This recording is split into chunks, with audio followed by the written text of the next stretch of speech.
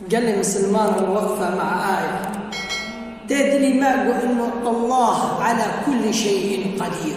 خذ تعالى حتى الجنة تشتكى، حتى الجنة تشتكى وشعر شيء كلمة عجب. قال لي مسلمان أم بيجي مخرم إن الله على كل شيء قدير.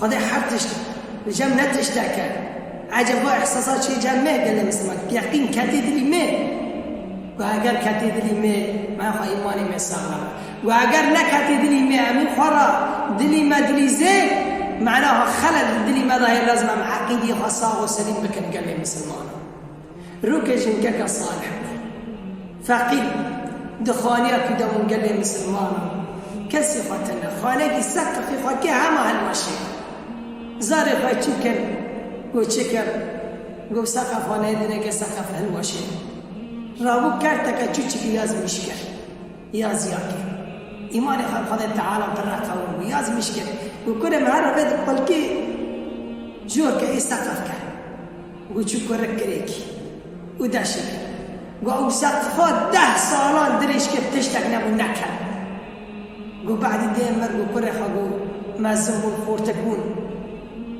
وشتو أو كارتاج داخل السقف فكرت خاف وازمين ديما تشلي ياز مشكلية وفاكر بدنا ياز مشكلة بي يا رب تعرض وعزمانة تجيزك كريمة نكاني في سقف مسبك يا رب تعرض وعزمان بيشكي زاب ما تنكاني في سقف مسبك يا رب. يا الله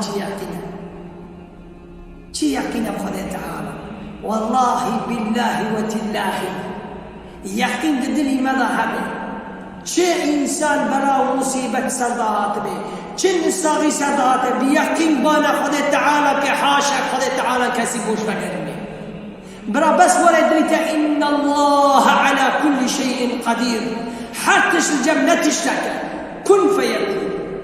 فيا رب تفيد لي ما صاغ سليم بكي يقينك تجي نوري يقيني جبلا يا ربي ومبادك يا الله تحدى عيبا قبل بك يا رب.